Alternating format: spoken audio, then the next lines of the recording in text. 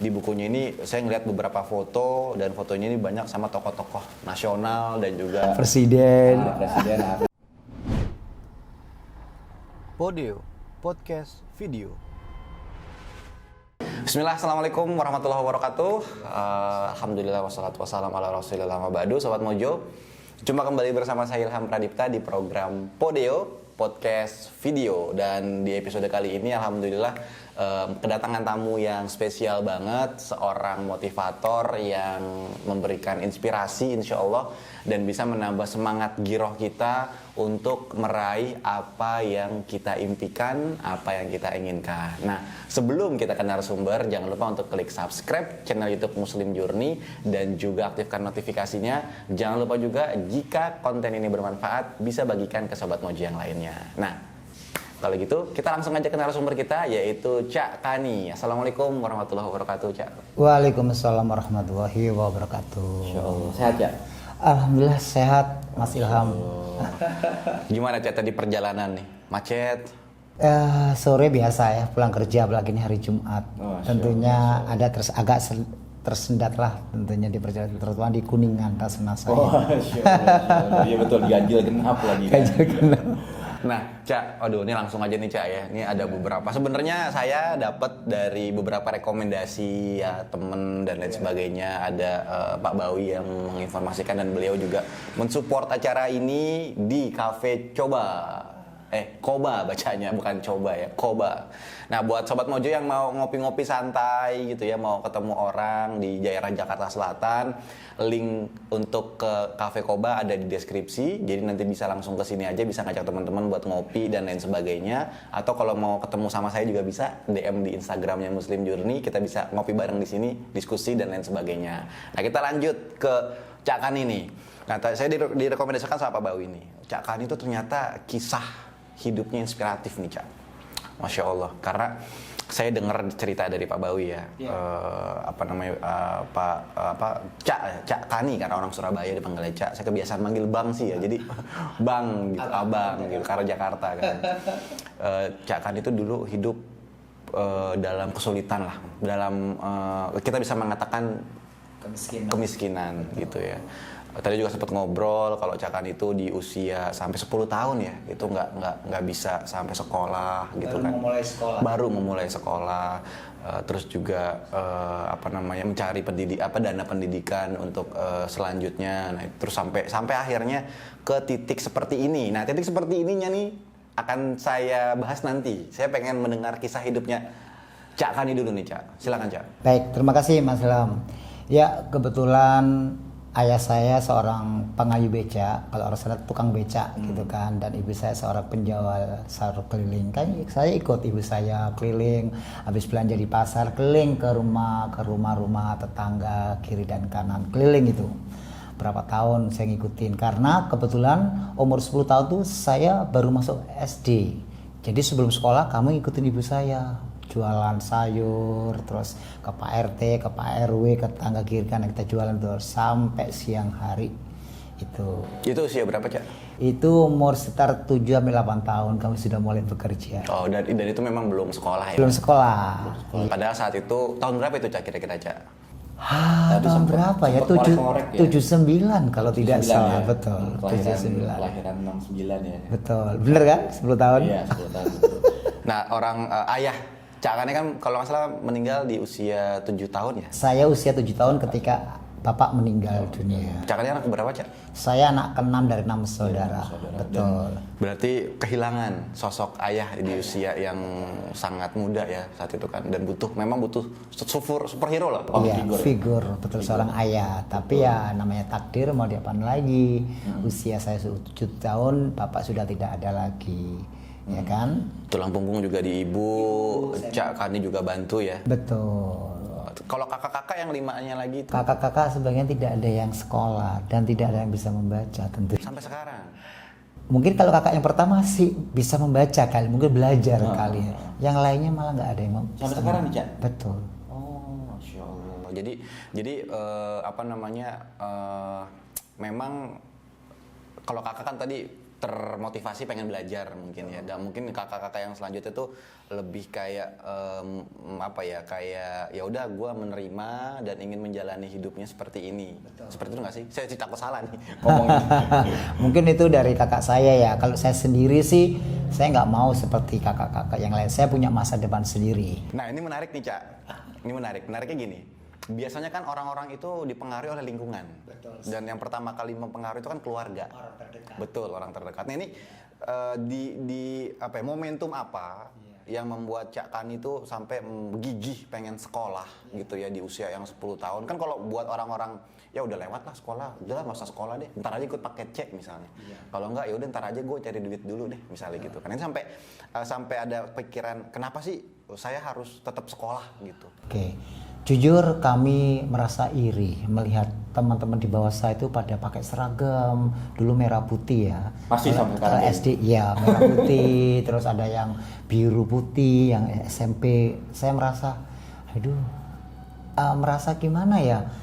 Iri rasanya, tapi kami nggak bisa berbuat apa-apa. Memang kayak ekonomi orang tua saya memang pas-pasan, mungkin bahkan bukan pas-pasan, di bawah pas-pasan. Tentu buat makan aja susah, apalagi buat sekolah. Nah kan, jadi ya sudah. Tapi oleh sebab itu saya dengan semangatnya dengan membantu ibu saya, terus kami berusaha ke Pak RT, Pak RW gitu, akhirnya dapatlah surat rekomendasi surat tidak mampu. Dari situlah itu pun berapa lama itu beberapa tahun gitu saya mau memberanikan diri. Kami agak takut, namanya anak-anak dulu ya, beda dengan anak sekarang ya. Dari situlah saya mulai dapat surat rekomendasi surat tidak mampu. Akhirnya saya masuk sekolah SD dengan usia 10 tahun berkat bantuan RT dan RW. Tetapi yang gratis adalah uang SPP-nya saja, tapi buku, seragam, sepatu beli sendiri. Kita nggak buru-buru mikir uang jajan ya, uang baju aja bingung bagaimana belinya gitu kan. Akhirnya dengan semangat saya akhirnya bekerja sama anaknya kepala sekolah saya. Bekerja sama anaknya kepala sekolah. Berarti anak kepala sekolah itu seusia atau lebih? Enggak, dia sudah berkeluarga. Oh, sudah berkeluarga. Betul. Akhirnya saya membantu di rumahnya dia, bersih-bersih rumah, menyapu, mencuci, dan bersyukur alhamdulillah saya dapat gaji per bulan dan uang itu bisa buat beli buku, beli sekolah, dan kami tidak mengganggu mengganggu kakak-kakak saya atau meminta kepada ibu, tapi kami sudah bisa mandiri loh. Waktu kerjanya disesuaikan sama belajar. Betul, pulang sekolah gitu. Kalau hari Minggu kan libur tuh full dari pagi sampai sore. Tapi kalau sekolahnya pagi, kita habis pulang sekolah baru kita mensetrika, mencuci dan lain-lainnya. Nah, pernah merasa malu nggak, Cak, ketika ada tawaran pekerjaan tapi menjadi pembantu ya dalam tanda arti seperti itu ya, terus juga apalagi di usia yang sangat muda itu 10 tahun ya, itu udah dan kepikiran gitu buat kerja nyari uang, itu bisa dari mana tuh dapat karena pikiran? Saya bingung harus bagaimana. SPP-nya gratis, uang sekolahnya bulanan, tapi kan kayaknya kan harus beli buku, harus beli pensil, harus beli uang dari mana? Minta ke kakak juga pas-pasan, minta ke ibu apalagi, ya kan buat makan saja kekurangan. Nah saya harus bekerja dan bersyukur alhamdulillah ada lowongan. Anaknya kepala sekolah saya menerima, ya udah saya sangat bangga dan senang. Apa yang pertama, setiap bulan saya dapat gaji, ya kan. Kedua, saya dapat makanan enak. Yang ketiga, bergizi dong. Di rumah kekurangan mau balik nasi sama garam sama kerupuk. Kalau di dia kan sayurannya, sopnya itu kan bergizi saya kan. Terus yang ketiga, mendapatkan ilmu pengalaman. Harusnya nggak bisa setrika, saya bisa setrika. Lo ya kan? Pengalaman apa, ilmu basic untuk kehidupan ya. Ternyata sampai detik ini saya bersyukur dulu menjadi pembantu rumah tangga. Kenapa? Sekarang saya bisa mandiri, nggak menggantungkan si istri, nggak menggantungkan si anak, tapi kita mandiri. Nggak apa-apa kan sambil olahraga. Iya betul. Berapa lama, Cak, jadi pembantu dari umur 10 tahun tuh? Sebelum sekolah saya sudah menjadi pembantu rumah tangga, membantu Pak RT, membersihkan rumahnya Pak RT, membersihkan pos RT, menyiramin tamannya pos RT gitu. Jadi sudah rajin supaya menjadi perhatian, supaya kami ya paling tidak diperhatikan gitu loh. Kalau ada apa-apa kan pasti manggil tuh loh kan itu yang suka bersihkan pos. Nah kalau ada acara-acara saya nyiapin minumannya. Dan itu usia 7-8 tahun berarti kan? Iya.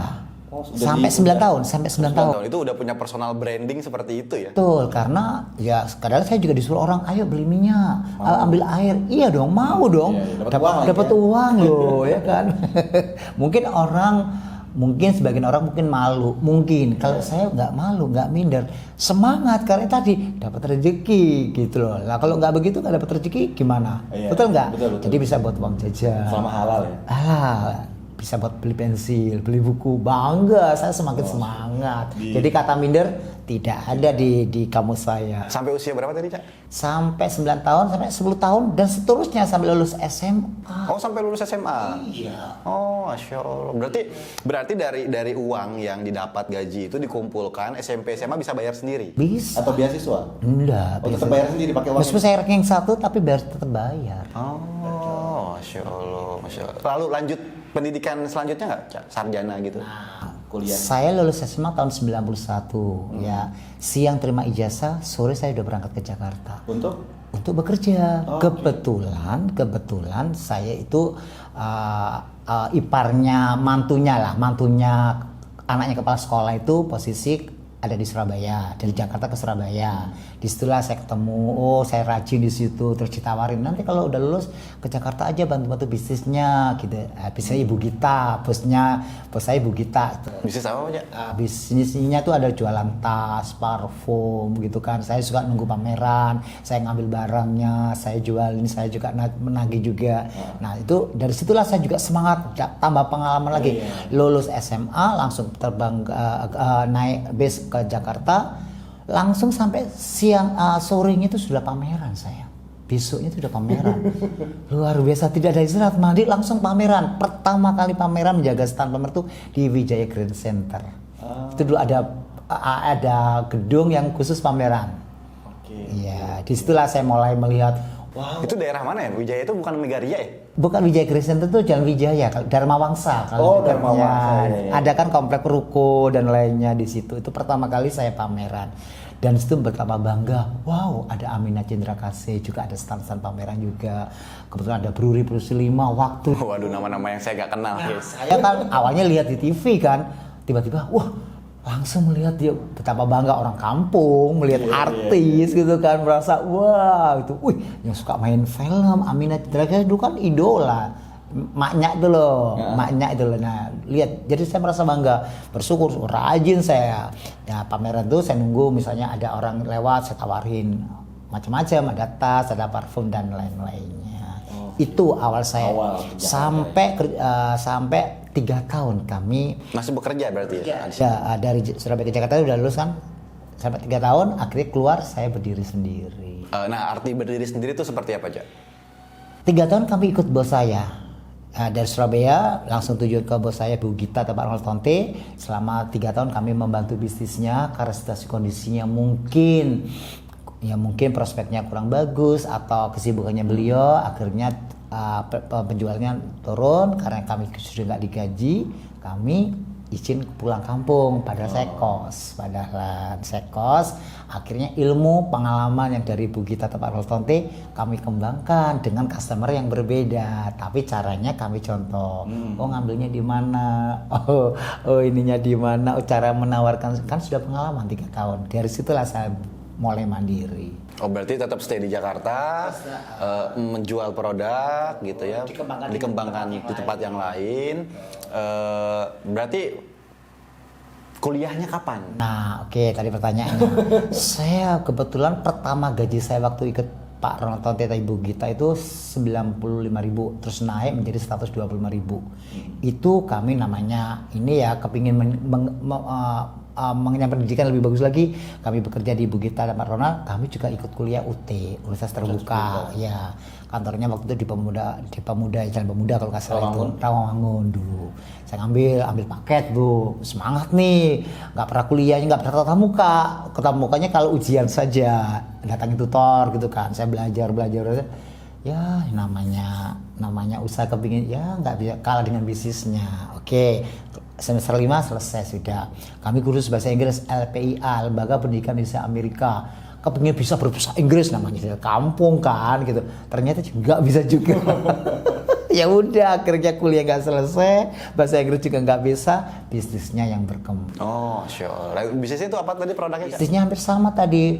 Kalau dulu di ibu kita kan yang branded tuh kayak tas, Egner, ikat pinggang, parfum, baju lainnya yang branded. Kalau saya yang biasa-biasa aja, gitu loh. Tapi ya tas apa tapi yang biasa, yang murah meriah gitu. Tapi lama-lama kami punya uang, aku bikin yang lebih mahal parfum yang nomor 1 dulu sebelum Chrismon kan parfumnya itu kan murah-murah. Setelah Chrismon dolar naik, yang asli sudah tidak bisa dijual lagi karena terlalu tinggi, KW2 akhirnya. Oh, sure. Itu sampai usia umur berapa tuh, Cak? Itu sampai saya menjalani sendiri itu dari keluar dari ibu kita sampai berapa tahun ya? Hampir 5 tahun, 6 tahun gitu. Menikah masih Menikah kami tahun 1999 kami menikah. Oh, 1 tahun setelah Krismon berarti ya? Ya, jadi 1991 kami di ibu kita sampai 1993, 94-nya kami berdiri sendiri, sampai ketemu jodoh, nikah. Udah terus bergelut itu pameran ke pameran dan lain-lainnya, terus mulai belajar IO, cari sponsor dan lainnya karena kami bergabung di Yayasan Jantung Indonesia Klub Jantung Sehat. Kami aktif di LSM Kesehatan tentunya, khususnya rokok ya mungkin. Kebetulan saya menjadi instruktur senam jantung sehat. Artinya rokok tuh ya jangan merokok gitu kan? Oh, sayangi jantung kita. jantung kita. Campaign-nya seperti itu berarti kan? Oke. Nah, Cak, nih tadi sempat ngobrol juga nih. Cak ini ternyata banyak banget yang digeluti. Banyak banget dari ternyata beliau ini adalah MC, beliau ini juga seorang Guru olahraga. guru olahraga yang buat senam-senam gitu kan. Terus juga beliau juga reporter. Banyak apa ya? Ya multi talented gitu loh Sobat Mojo. Nah, ketika seperti itu kan jadi banyak hal yang orang bertanya gitu, Cak Kari itu sebenarnya siapa sih? Apa sih gitu? Pengen dikenalnya sebagai apa gitu, Cak? Oke, baik, terima kasih Mas. Pertanyaan yang bagus banget, banyak memang pertanyaan seperti itu. Sepertinya Pak, kalau orang panggil dia Pak Kani ya sebenarnya apa sih profesinya? Yang selalu ngajar olahraga, yang selalu ketemu pembawa acara, yang selalu nyetak apa? Ya sudah, kami globalkan, kami membuat kartu nama. Saya menjadi seorang entrepreneur. Tulisannya entrepreneur ya. Wirausaha itu macam-macam, boleh olahraga, boleh kebudayaan, boleh bisnis dan lain-lainnya. Lama-lama kok semakin banyak peran saya, suruh marketing lah, suruh jadi IO lah, akhirnya saya mengibaratkan saya aktor kehidupan. Tergantung job, tergantung sutradara, tergantung bos yang memberikan peran kepada saya.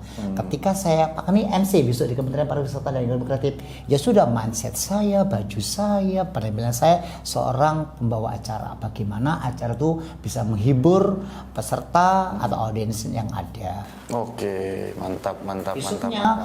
Besok mungkin MC ya.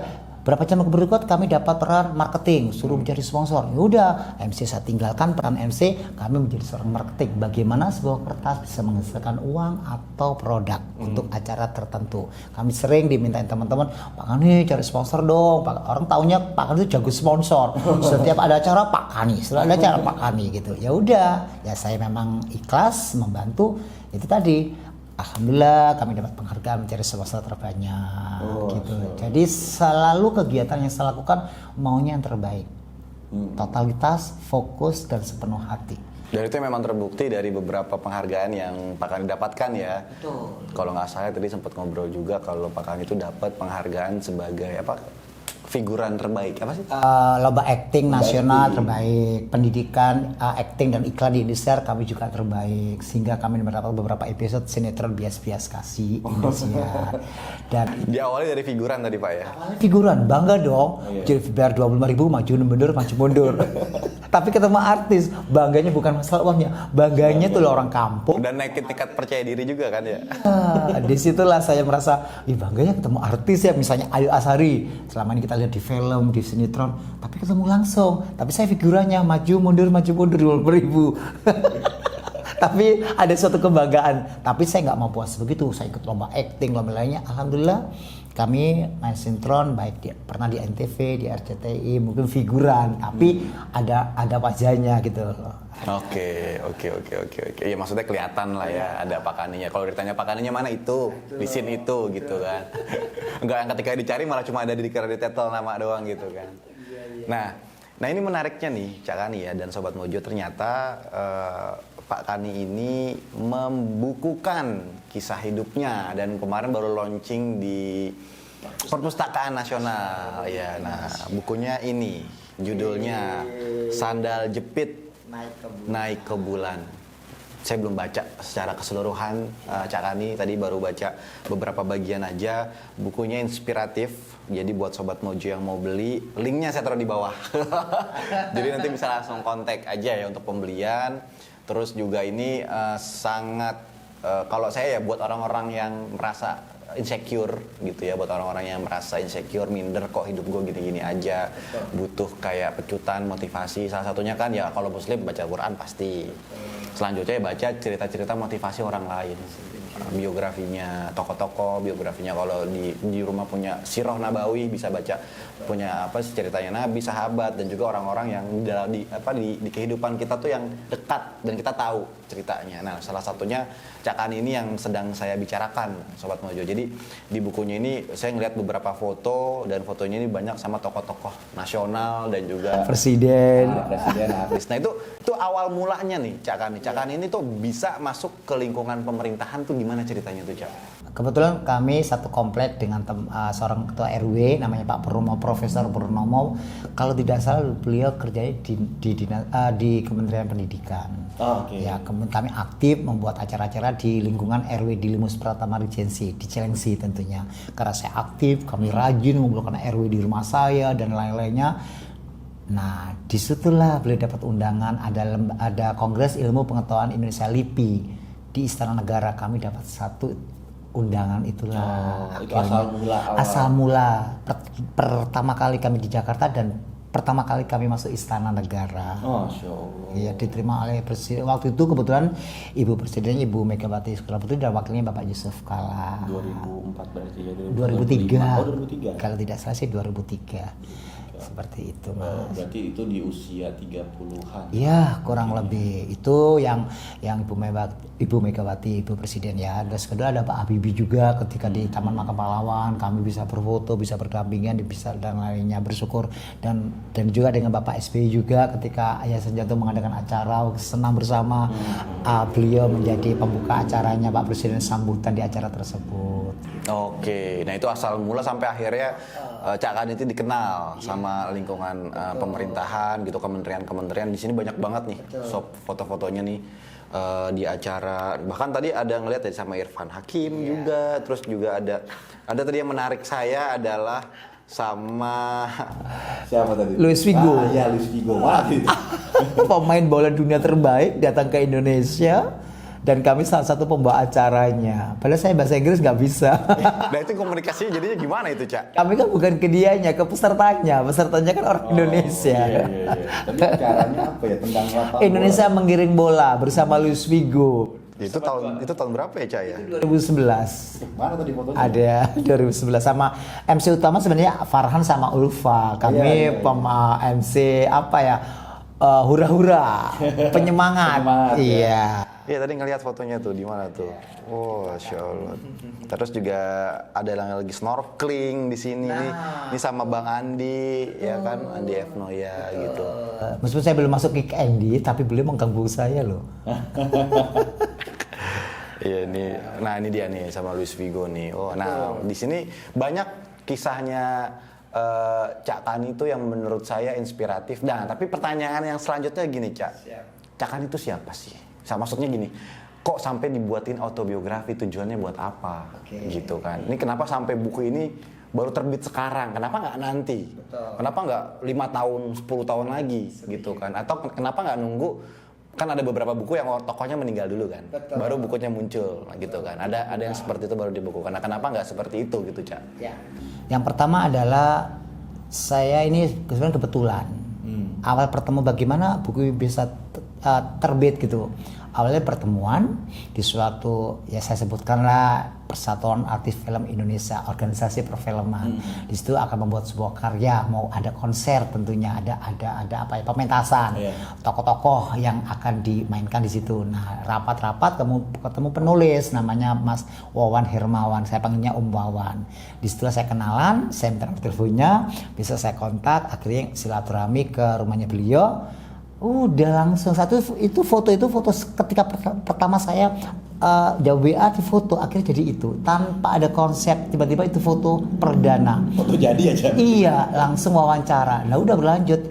Nah setelah saya kasih nomor telepon, saya kasih minta nomor telepon, tukar WA, saya kasih foto, dia kaget. Wow, ini foto mahal Mas Kandi, katanya begitu. Saya sih biasa aja, foto dia simpen di HP kan.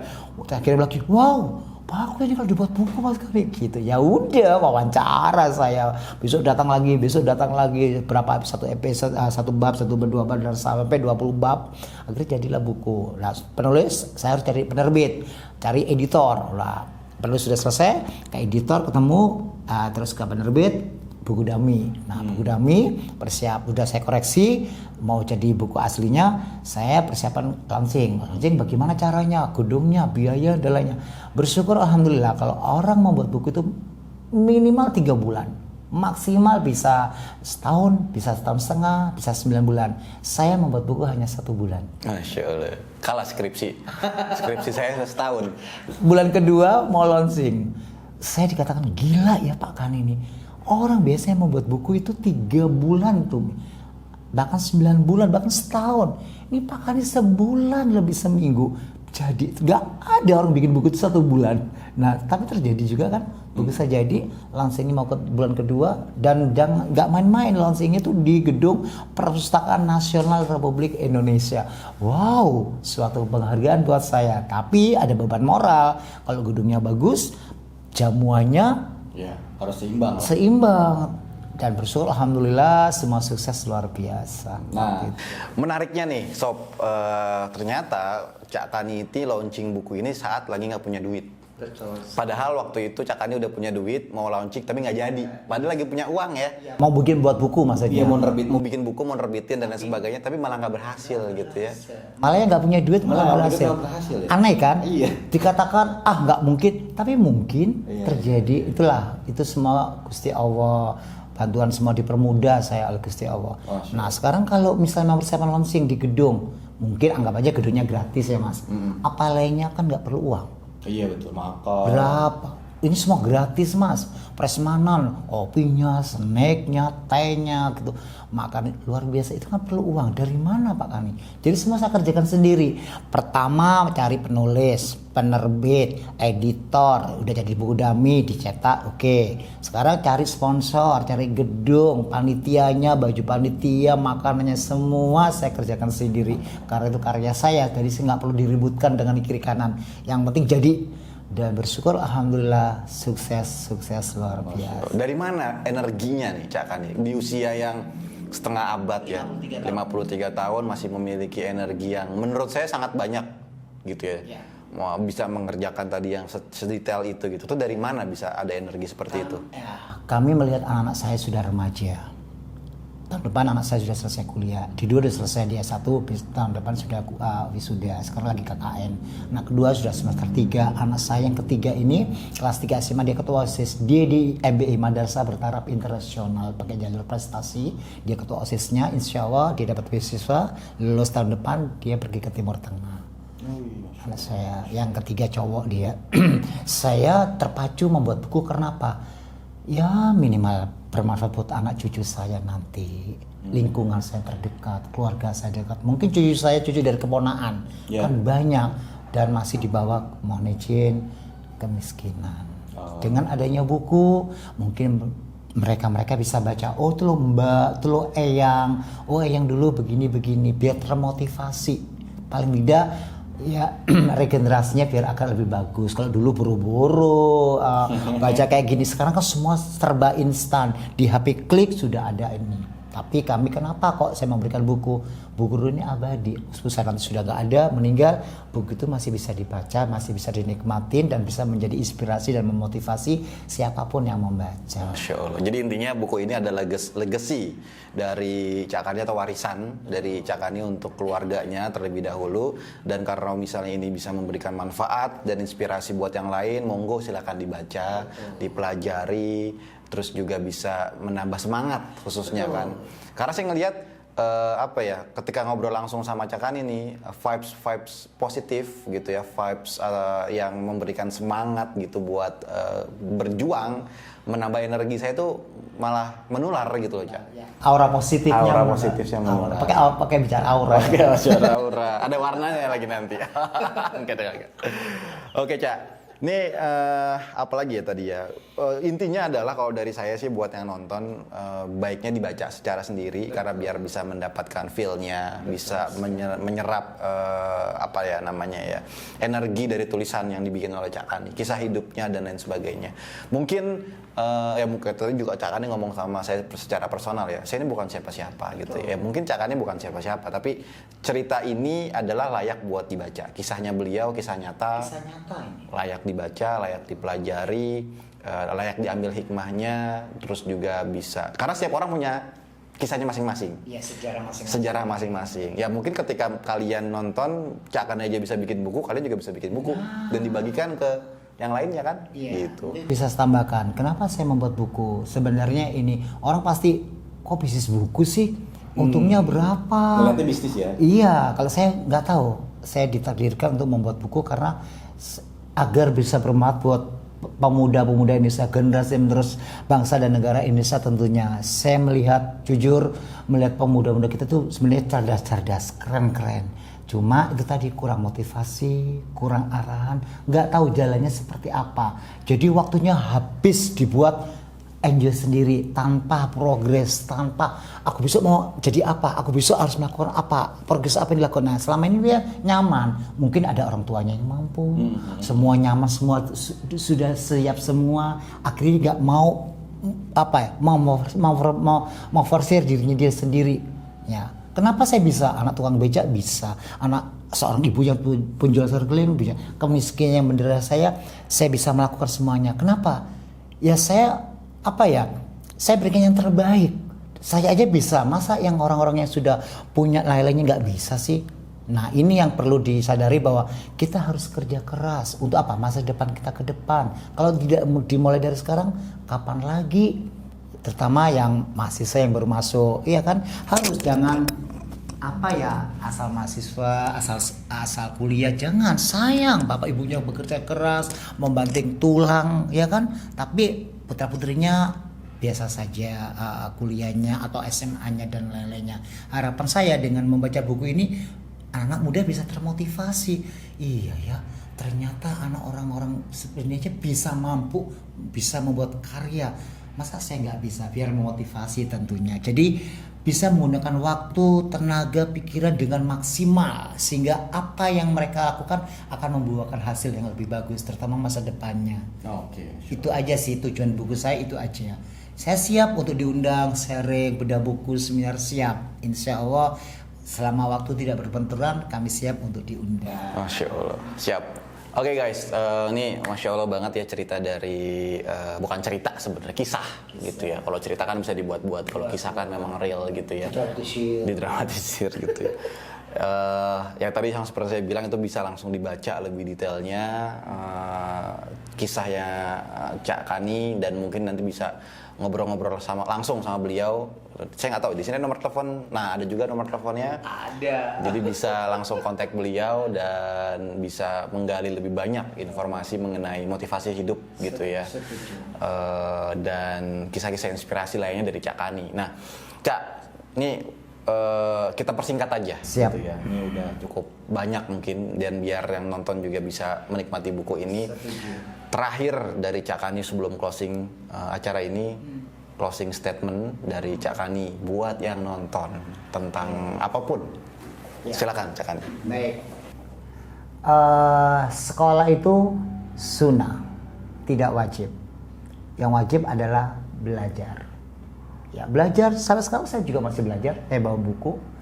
ya belajar di mana saja, di kursus, di lembaga. Kalau sekolah kan yang mampu, kalau nggak mampu ya kan biaya kuliah, kalau bila mampu, kalau nggak mampu ya kan bisa juga dia kursus komputer, kursus bahasa Inggris, itu kan juga bisa. Yang penting belajar adalah wajib, kuliah sekolah adalah sunnah tentunya. Ini kan dari pandangan saya nih, ya kan.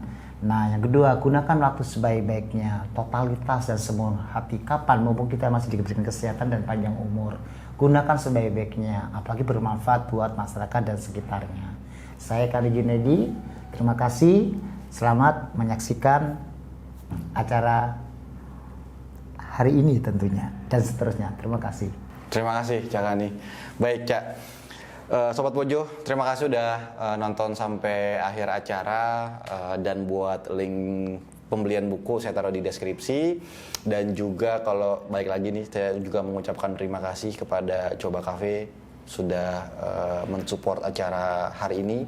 Dan buat kalian yang mau mampir ke sini, tempatnya sangat strategis, ada di Penjaten, tempatnya juga cozy banget, bisa nongkrong, ada outdoornya juga, link mapsnya ada di deskripsi, jadi kalian bisa langsung ke sini aja, ngopi-ngopi atau cemil-cemil atau sambil belajar atau bekerja gitu ya di sini. Mungkin itu aja dari saya, mudah-mudahan memberikan motivasi dan juga inspirasi kepada Sobat Mojo yang ada di rumah. Insya Allah kita ketemu di episode selanjutnya. Assalamualaikum warahmatullahi wabarakatuh. Waalaikumsalam.